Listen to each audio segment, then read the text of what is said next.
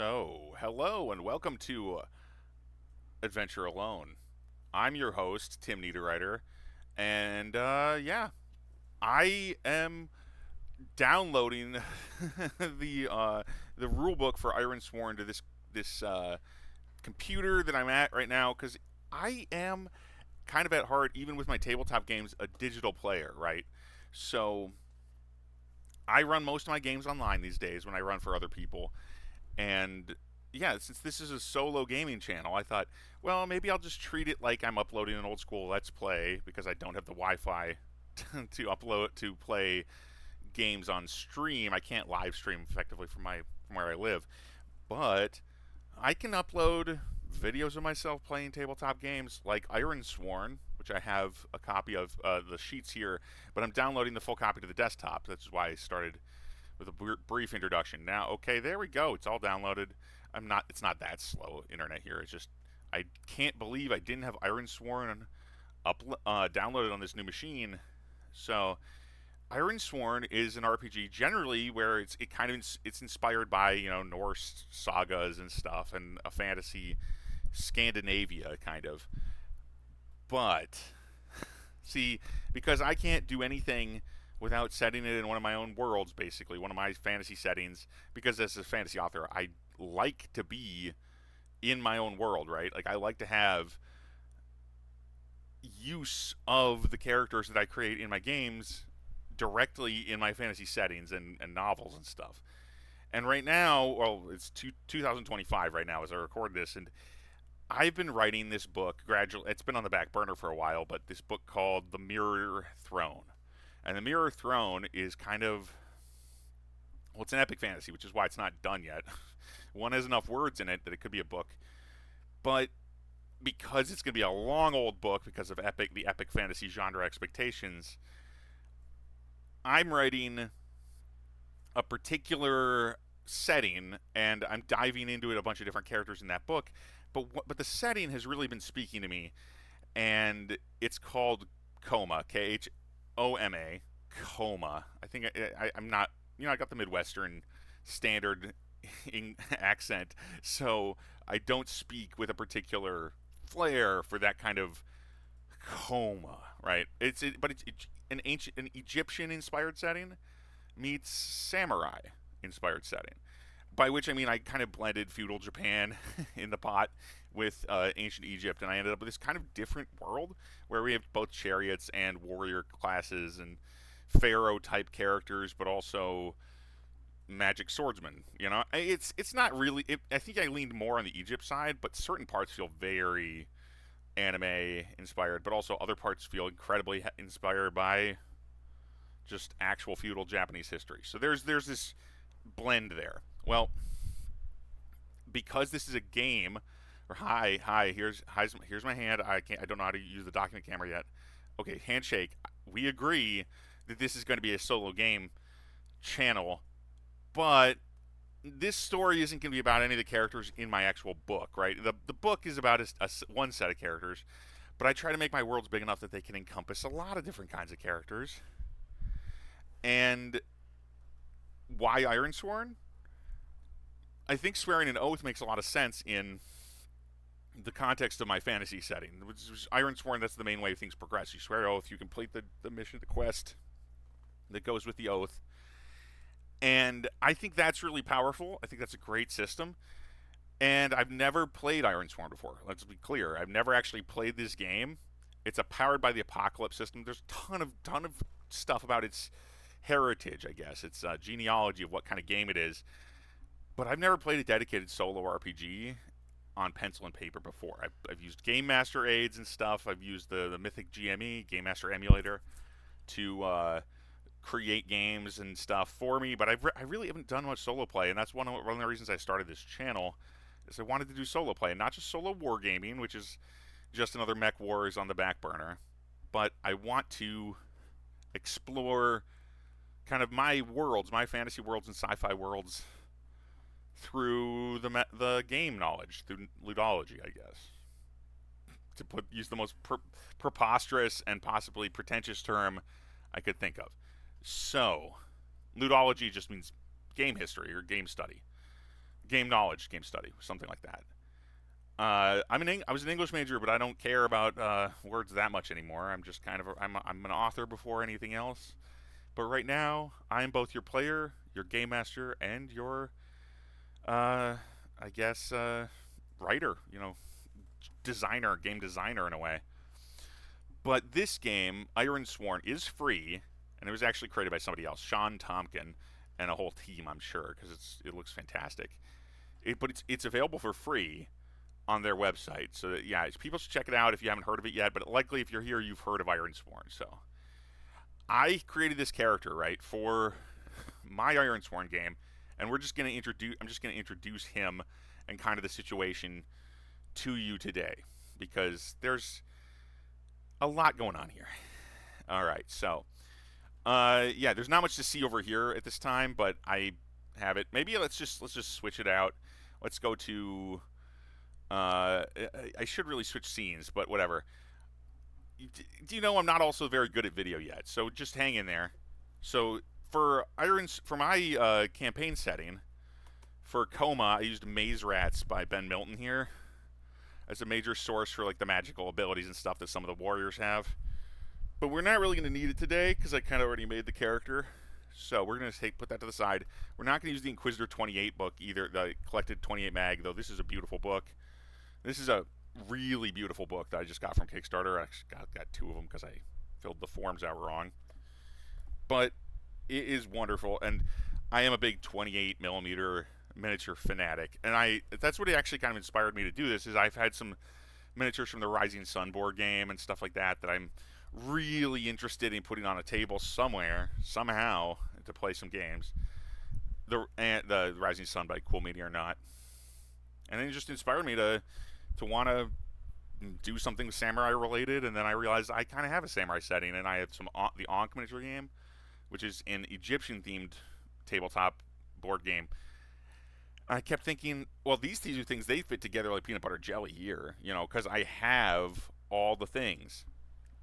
All that stuff fits right into this setting. And I've always liked both the ancient Egypt, feudal Japan kind of stuff, and crossing them over in Khoma just felt very natural. So, anyway. So we're going to follow a lone warrior, right? A lone Ketra, which is the samurai class type characters. Ketra, it's also kind of inspired by the Hindu Kshatriya. But it's just simple. Ketra, a simple Ketra, walks the southeastern lands of Khoma, and his name is Yagu, who floats in the flood. Now, Yagu would be his given name, but who floats in the flood is the way it's structured would indicate to people once the book is out. It'll be obvious to people who've read it.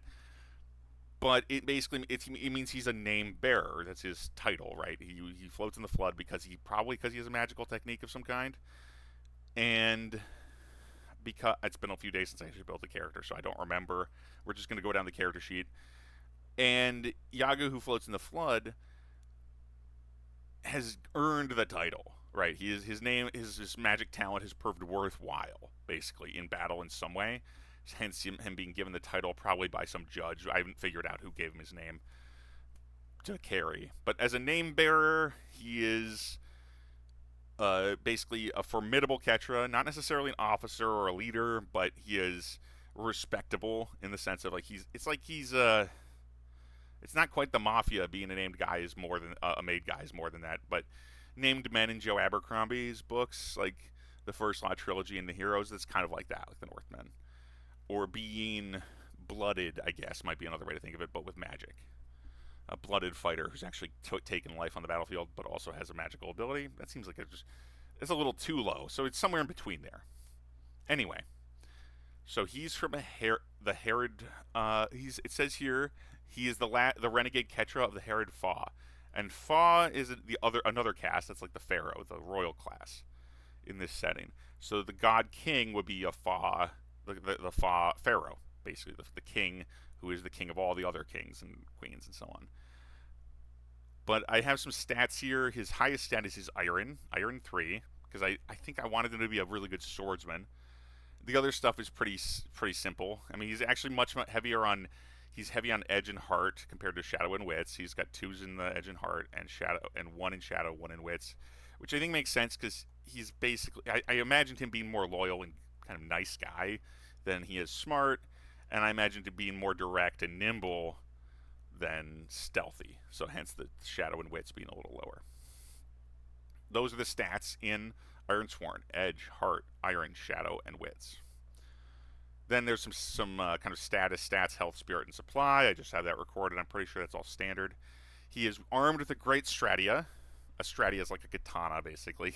I just had to name it something different. It's presumably it's a slightly different shaped sword, but I'm not sure. I actually don't know. It could be directly a katana, but he has a big one. So it's a heavy weapon, inflicts 2 damage, or 2 harm rather, because this is how these Powered by the Apocalypse games work. And that's how it works in Ironsworn. So he has. Okay, then we come to his assets, which I'm not going to read all the details here, because I gave him a magical asset of sorts. I gave him actually 2 magical assets, so that's kind of interesting. He has. These are kind of like you're in a Fate Core game. I'm very experienced with Fate Core. I've run a lot of those games online for other people, and this is kind of like his stunts. So I kind of made up some special abilities that he uses here. And one of them is the ancient discipline of Myria, or Myria. I need to remember how to pronounce my own names. But this is an ability from the setting, so he can destroy senses. That is to say, he can basically blind people or hide himself by destroying the senses of others that get too close to him. So it lets him basically improves his stealthiness or his ability. He could use it for all sorts of stuff, but he can use it primarily. It adds to stealth bonuses to secure an advantage with stealth. Then his name is another asset. Who floats in the flood? So being a name bearer gives him +1 to relationship moves that target Ketra that are basically his allies or would have once been his allies. And then his spell talent is built into that. Spell talent is like magic talent from Xanth by Piers Anthony or something like that. So he has the float step. He slow falls on himself, others, and objects in touch range. So he falls slowly, which seems kind of weak, but that's why I think it's kind of cool, because it gives him there's a lot of potentially slow fall in the sense of the D&D spell slow fall. So basically he just gently drifts to the ground. It means he basically can't die from falling, which is kind of cool, but isn't going to come up that much, or you might think it might not. And then finally the Windblade. So when he uses his great stratia to enter the fray, this is basically his quick draw. He gets +1 to the roll and got +1 to momentum on a success. Okay. So enough of the boring stat stuff. I consider all that stuff to be kind of dull, actually, in a weird way. I mean, I like RPGs, but I don't think explaining the stats of Ironsworn is going to help you understand the game way I eventually play it will help you understand. So, moving on to the bonds and vows. This is the last of the stuff on the character sheet, and so it'll probably be toward the end of this video, because I just don't have the energy right now. I realized a little late that I'm low energy today, so bear with me. But his bonds, because he's a servant of the Herodfa, which is the pharaoh class, the royal class of a particular city. And I think what I decided here was that, he's devoted to a particular member of that family, the royal family of Herod, which is the Princess Khoma. And it says here, she escaped the city, but not the cursed madness of her bloodline. So he serves Yagu, that is, Yagu, our hero, serves her both as the last of her loyal Ketra and as one who loves her. She gave Yagu his name when they fled Herod. Okay, so he didn't get his name from a judge. He got it from the princess. And he must have helped her escape the city before the madness encouraged it to basically close its gates and hide, and the royals all sequester themselves away. And I think she was still sane at that point, and she's gradually lost her mind now that they've escaped because of the curse upon the family. And the main purpose that ties in right with the vows here. He's got some other bonds, but we're not going to worry about those right now. His main vow is a background vow called Cursed Masters.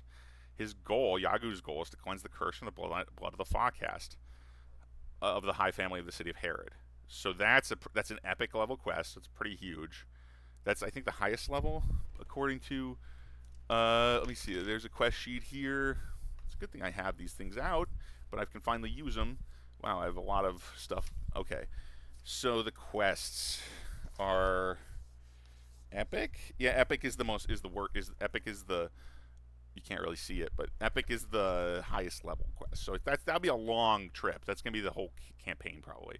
And then his inciting vow is that he wants to cure the princess first, before the overseer of the South, who's an official from the bigger nation of Khoma, arrives to inspect the royal court of the River City where they're living. Oh, and the stakes are that if the overseer discovers Kiyomi's madness, the princess will be banished from the city and into the desert, or possibly even executed, and that is a dangerous vow. So that's actually a pretty easy vow by the standard. Dangerous is only the second level, but that's the going to be the initial goal that Yagu has in the campaign. And when I get into it, so yeah, I think this is kind of this looks interesting to me, and I'm excited to try to actually finally play on the channel.